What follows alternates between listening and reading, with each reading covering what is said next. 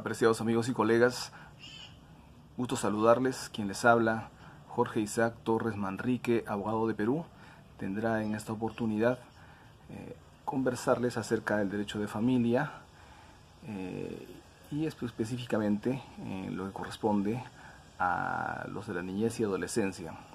Ello en el marco del evento denominado Curso y Conferencia sobre Derechos de la Niñez y Adolescencia, organizado por la prestigiosa Red Paraguaya de Estudio e Investigación de Derechos Humanos y Humanitario.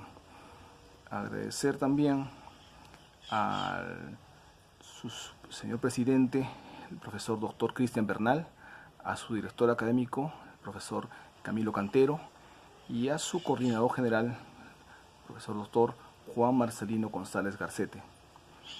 En especial a este último, en tanto que tuvo bien invitarnos para poder participar en esta oportunidad. En ese sentido, la ponencia a nuestro cargo se denomina Reflexiones constitucionales acerca de la transformación del derecho de familia. En ese sentido tenemos que decir en principio que somos testigos, ¿no?, del arribo de las tendencias jurídicas que se van dando paulatinamente en el devenir de los tiempos y evolución del derecho. Estamos hablando, ¿no?, del control de la convencionalidad, también conocido como examen de convencionalidad, el neoconstitucionalismo, el derecho global, el Estado constitucional de derecho, entre otros, que generan pues modificaciones, cambios en los sistemas jurídicos. También amerita ser conscientes que existe una realidad, ¿no?, y que la misma reclama su importante cuota en los cambios de los pueblos. En consecuencia, estos cambios afectan y fuerzan hacia obligadas actualizaciones de los ordenamientos jurídicos correspondientes. Por otro lado, también en consideración, es muy importante tomar en cuenta que el derecho no es estático, es vivo, está en movimiento permanente. Entonces, como va cambiando, tiende pues a la transformación. En esta oportunidad estamos hablando no de todo el derecho, simplemente estamos hablando del derecho de familia y en especial la influencia que tiene, ¿no?, en los niños y adolescentes y sus correspondientes derechos. Entonces, como decíamos, la realidad se constituye como una sombra a la legislación o a las codificaciones de cada estado. Ello comporta a que paulatinamente las mismas tengan que adecuarse a los requerimientos de la realidad, ¿no?, que se va dando. Y por ello es que estos cambios, como ya decíamos, en vista que generan una modificación, ¿no?, un ayornamiento, una sintonización con los tiempos correspondientes, el derecho de familia, y en especial de los niños y adolescentes, no podía ser la excepción, de ninguna manera. Entonces, debemos considerar también que vamos a desarrollar en la presente fecha los factores pilares debidos a los cuales consideramos que el derecho de familia y el derecho de los niños y adolescentes experimenta una transformación, un cambio, digamos, importante, ¿no?, trascendente, que marca pues una línea divisoria, un antes y un después respecto de las concepciones, de la tratativa y de los requerimientos legislativos, pero también en un marco interinstitucional, ¿no?, interdisciplinar también. En consecuencia, vamos a ver cómo es que la totalidad de actores se ven involucrados y afectados a propósito de estos cambios y que requieren eventualmente una modificación de la normativa respectiva. En principio, ya como antecedentes del derecho de familia tenemos que decir que Abundis, Rosales y Ortega Ortiz señalan que existen dos corrientes ideológicas que señalan, digamos, el origen remoto del matrimonio. La primera es que existe pues una primitiva promiscuidad del hombre sobre la tierra a efectos de buscar su reproducción, digamos, ¿no? Informal, vamos a decir desordenada, ¿no? Propio de los momentos iniciales, ¿no? Y la segunda que postula pues un estudio pues mucho más de repente agudo, donde se estudia la psique del hombre primitivo y de las diversas formas de relación sexual, ¿no? Colectiva que practicaba. Esta corriente sostiene pues el concepto de matrimonio sufrido a través de la evolución, ¿no?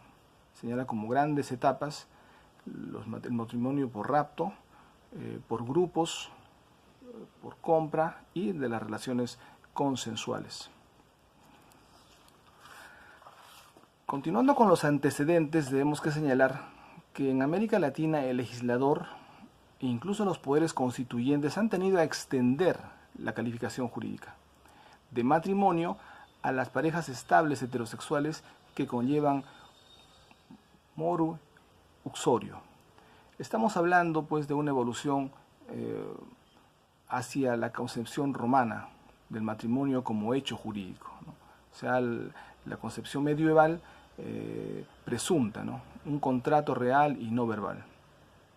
En Europa se tendió a promulgar leyes de reconocimiento de parejas de hecho, porque en resumidas cuentas de eso estamos hablando, ¿no?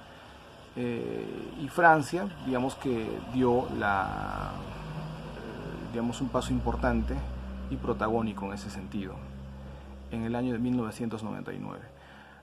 Después, continuando, los mismos autores, en este caso, Ledesma y Uribe, acota que el gran tema del derecho matrimonial o del matrimonio es el ejercicio del consentimiento de los consortes durante su existencia. Por otro lado tenemos que considerar también dos puntos importantes. En el derecho romano, lo que fue concebido a la luz del consentimiento como causa eficiente y original dista mucho del derecho canónico, ¿no?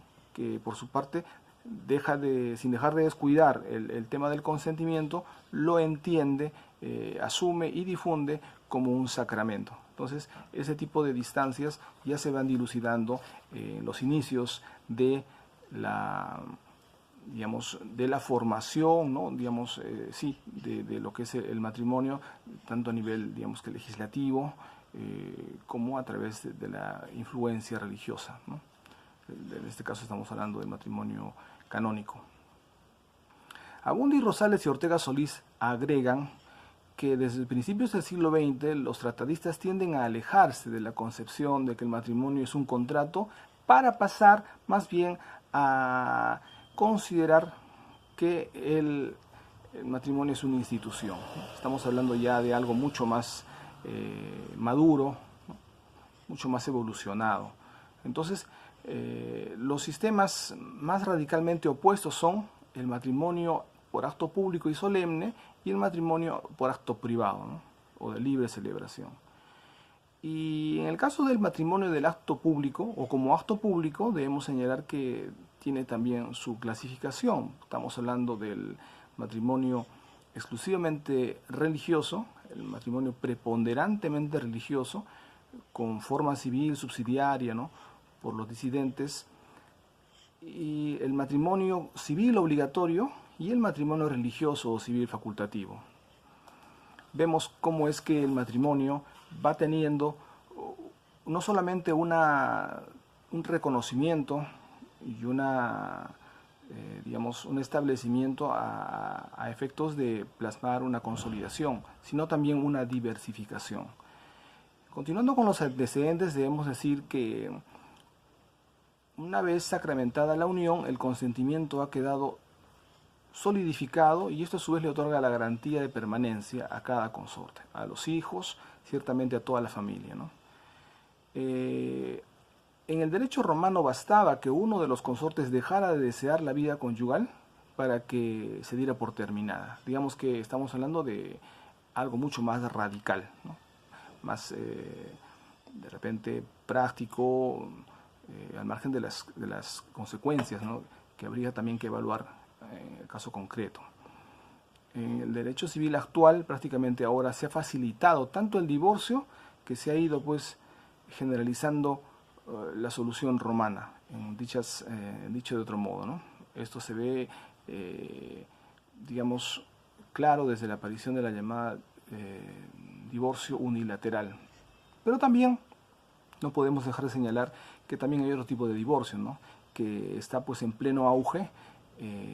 Esto ya como crisis del matrimonio. No es que el matrimonio tenga mucho conflicto necesariamente como tal en el interior, sino más bien que estamos hablando de que hay una situación importante que no se puede desconocer relacionada al poco interés que genera pues el contraer matrimonio y por otro lado continuar con el mismo.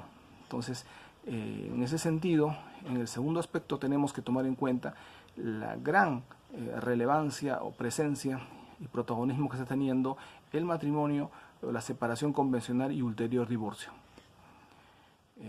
Es algo ya bastante común y frecuente este tipo de, entre comillas, solución a los matrimonios que tienden a bien de repente terminar con dicha relación. En ese sentido, agregan Rosales y Ortega Solís que el matrimonio es una de las instituciones jurídicas más exhaustivamente estudiadas por los especialistas del derecho de familia, civilistas, canonistas, teólogos, filósofos. ¿Qué duda cabe?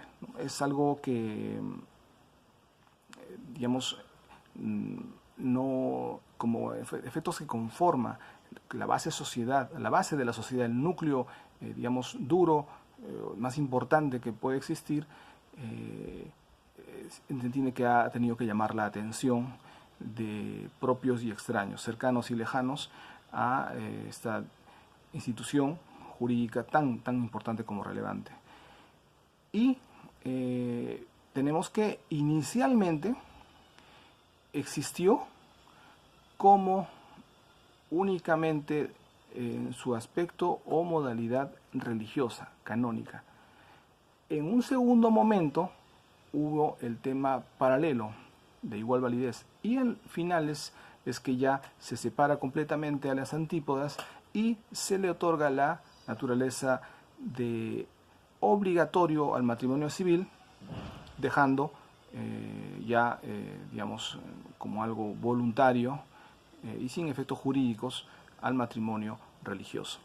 Como vemos, el matrimonio religioso siempre ha habido, pues, con respecto del matrimonio civil, una pugna. Han habido, pues, cierto tipo de repente de querer tener la representación oficial, ¿no?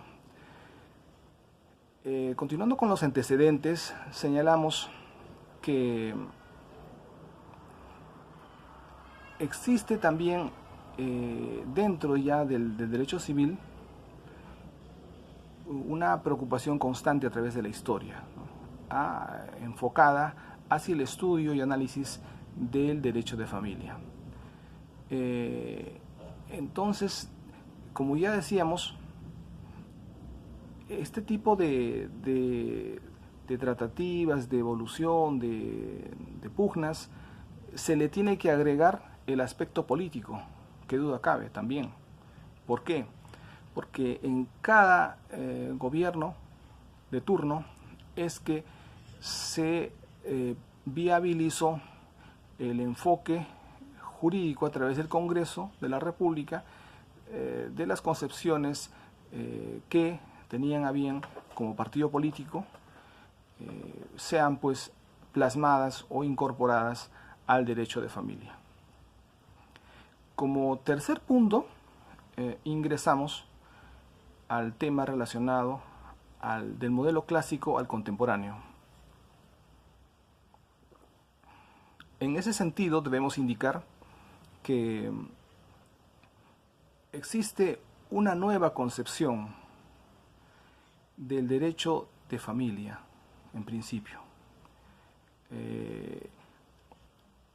Queda pues atrás ya la legislación que venía pues de largas décadas, donde se señalaba que el hijo nacido dentro del matrimonio tendrá por padre al marido, aunque la madre sea considerada adúltera. Eso lo decía el Código Civil, y poco preocupante tener que referir y reconocer que ese tipo de, digamos, medida arbitraria, irreflexiva, impuesta de manera abusiva, si se quiere, fue aceptada, ¿no?, por propios extraños. Simplemente se enfocaban a un análisis, digamos, muy chato, muy limitado, decir la ley lo dice, ¿no? Ese es, digamos, este fundamento, entre comillas, vacío que se utilizó, ¿no?, porque la ley lo dice. Y como la ley lo dice, se supone que es lo que se tiene que hacer. Sin embargo, estamos atravesando ya otros momentos, otros escenarios donde la ley, la propia Constitución y los tratados internacionales inclusive se quedan cortos, porque lo que nosotros siempre debemos buscar es el aterrizaje de la justicia, que es un valor mucho más alto y que finalmente es el que se debe optar, y más aún cuando lo que se está buscando es la realización y la efectiva protección y salvaguarda de los derechos fundamentales de los miembros de una familia, más aún cuando se trata de los niños y adolescentes. En ese sentido, también la Constitución reconoce pues a la protección y salvaguarda, ¿no?, de la mujer, de los niños y adolescentes, y en realidad también del matrimonio en sí. Por otro lado, sostenemos que hay una mutación en tanto que hay una nueva, digamos, una nueva concepción, en tanto debemos entender que la mujer ahora, digamos, la última modificación al Código Civil señala que el hijo matrimonial tendrá por padre al marido, siempre y cuando la madre no diga lo contrario. Entonces estamos hablando un cambio importante, radical. Ya en este caso se salvaguardan otro tipo de derechos, es algo saludable, ni que dudarlo. Y por otro lado, digamos, se salva, se supera el tema de la filiación, ¿no? Porque vamos a ponernos en los casos donde el hijo matrimonial efectivamente no sea hijo del esposo. ¿Por qué tendría que ser hijo legítimo del esposo? Porque la ley lo diga, salvándose o atropellando el derecho al derecho a la identidad, ¿no?, del menor. Y eso no se le puede cargar, ese tipo de irresponsabilidad, ese tipo de ligereza, ese tipo de, ¿no?, de atropello de este derecho por parte del legislador, no le pueden atribuir a efectos de que digamos, tenga que estar realizando un proceso judicial de filiación, ¿no? Por otro lado, debemos también señalar que el Tribunal Constitucional peruano se ha manifestado al respecto, diciendo que ha habido pues un cambio efectivamente también, ¿no? Ha habido un cambio de lo que se entendía por familia, ¿no? Hemos tenido pues siempre de manera tradicional la concepción que la familia está compuesta, ¿no?, padre, madre e hijos. Padre, madre e hijos, perdón. Sin embargo, hay situaciones nuevas que se tienen que considerar cuando, por ejemplo, estamos conversando referente a temas, digamos, mucho más, digamos, contemporáneos, una forma de ver mucho más abierta, y en realidad, simplemente como habíamos iniciado esta conversación, es que lo que venía ocurriendo simplemente ha merecido un reconocimiento, en este caso, de la jurisprudencia, ¿no? Como lo señala el Tribunal Constitucional. No es que la jurisprudencia o la norma esté creando situaciones jurídicas relacionadas a la familia, no, sino que las está reconociendo. En ese sentido, tenemos que el Tribunal Constitucional ha señalado que existe pues otros tipos también de familia. Estamos hablando de las familias ensambladas, las familias reconstituidas, las familias recompuestas, ¿no? De segundas nupcias o familiastras. Estamos hablando donde se reúnen ambas parejas, en este caso con hijos, digamos, que cuentan de sus anteriores familias, que se unen para formar una sola. Que la situación, que las condiciones no sean las mejores eventualmente, que los problemas de repente sean mayores para poder salvar y que haya un cierto tipo de complicaciones entendibles para poder amalgamar y sintonizar, en este caso, dos grupos humanos diferentes a la luz de la unión del derecho de familia, es distinto. Es entendible, pero como es distinto, no para nada desvirtualiza o desnaturaliza la intención o, en este caso, lo que se debe entender como familia.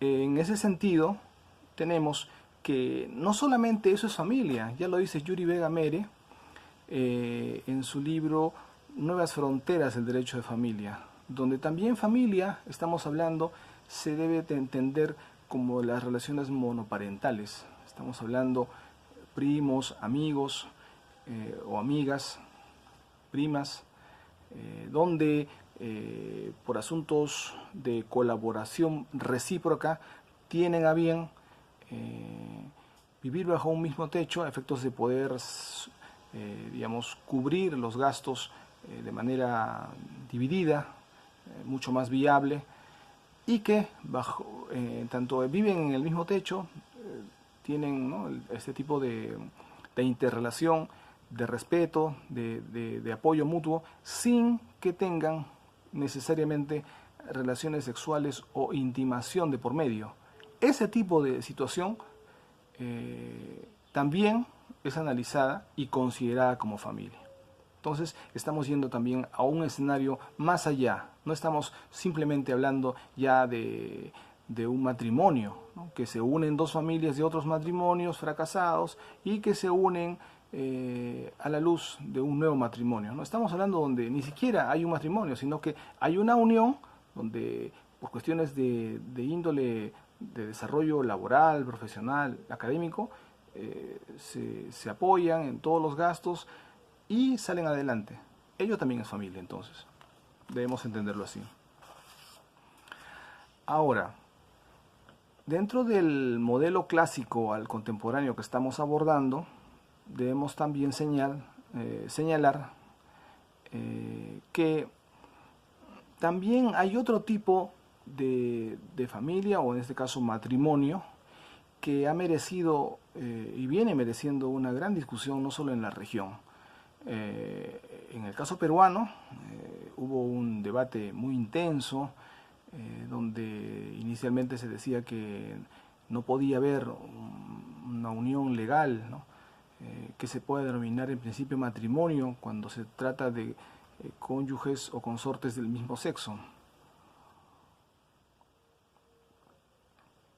Y se señaló que de darse, se podría considerar en todo caso unas denominaciones diferentes, entre ellas la unión civil, ¿no?,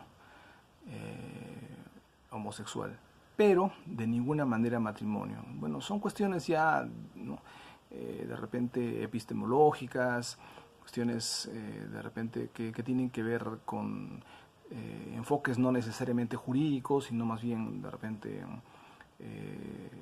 sociológicos, psicológicos, que en su momento tendrán que ser superados, porque lo que está en tela de juicio, más allá de la denominación, es el abrace y la protección de los derechos fundamentales de este tipo de uniones también.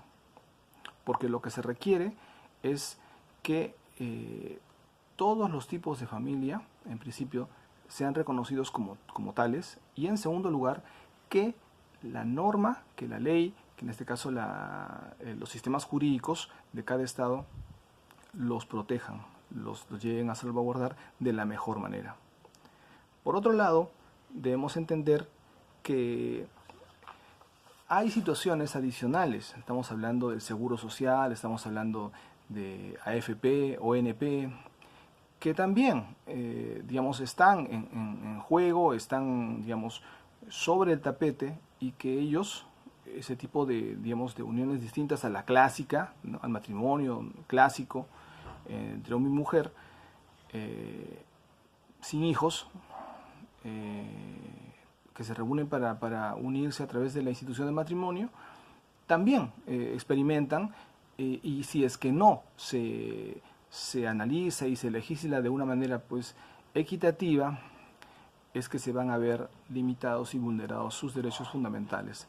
Ello no puede ser de ninguna manera, digamos, permitido por el legislador o el codificador.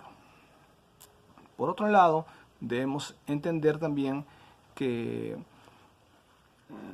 lo que decíamos de la modificación de la naturaleza del término hijo iba en el sentido de que también desvirtualizaba o desvirtualiza, ya está vigente desde el año 2018, el tema de la denominación o principio pater is o padre es.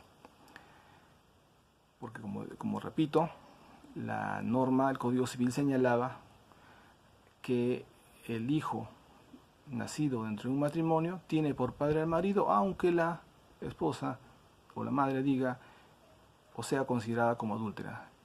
Entonces, ese principio rector, digamos, pasa a un segundo plano. Y, como decíamos, hay situaciones donde lo que se requiere es más bien, como en esta situación, digo, en este ejemplo, es que hay que salvaguardar el derecho fundamental del hijo a la identidad. Entonces, la ley se supone, se entiende, y como efectivamente se ha logrado ya el año pasado en Perú, es desconocer esa medida tajante, ¿no?, impropia, injusta, donde se daba por hecho, porque la ley lo decía, el Código Civil lo señalaba, el hijo tenía que ser reconocido como legítimo por el esposo, por el simple hecho de nacer en el matrimonio, cuando de repente no era verdad, ¿no?, y que tenía a otro padre como tal. Por otro lado, tenemos que indicar que este tipo de modificación legislativa ha generado o genera, digamos, la salvaguarda, como habíamos señalado, al derecho fundamental a la identidad, ¿no?, en principio. Pero también podría generar algún tipo de inconvenientes, ¿no? En ese sentido, Torres Flor señala que estamos hablando que se podría poner, digamos, en tela de juicio, o en todo caso se podría poner en una situación de desventaja a efectos de poder determinar cuál es el plazo, porque falta todavía su reglamentación, cuál es el plazo que tendría que tener la madre para poder decir que no es el hijo o no es el hijo del esposo. Y ese interregno entonces se vería pues desprotegido pues el hijo, ¿no? Eso todavía no está precisado. Por otro lado, se tiene que considerar, tendría que también verse hasta qué punto correspondería una indemnización, ¿no? En el caso de que no correspondiese, pues, ¿no?, el hijo como, digamos, legítimo del esposo. Así también tenemos el punto del tema alimentario, porque si estamos hablando que ya no sería necesariamente legítimo el hijo nacido entre un matrimonio, porque puede tener otro padre como tal, se tendría que generar una acción de judicial de alimentos, una demanda de alimentos. Porque el padre, el esposo, como no es el padre, no tendría la obligación de asumir.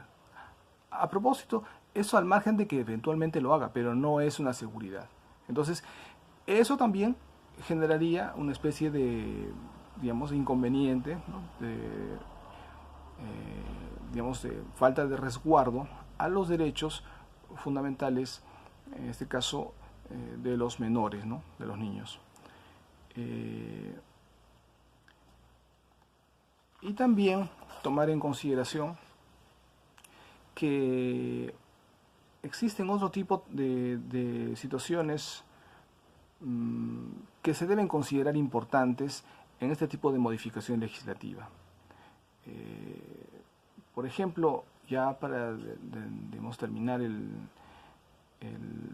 tema de los inconvenientes que se podría generar, tenemos la determinación de la filiación del hijo de la mujer casada concebido mediante técnicas de reproducción asistida, ¿no? Entonces, ese tipo de situación también ocurre y por lo tanto se debe también advertir y el legislador asumir una decisión al respecto. Por otro lado, debemos indicar que hay situaciones donde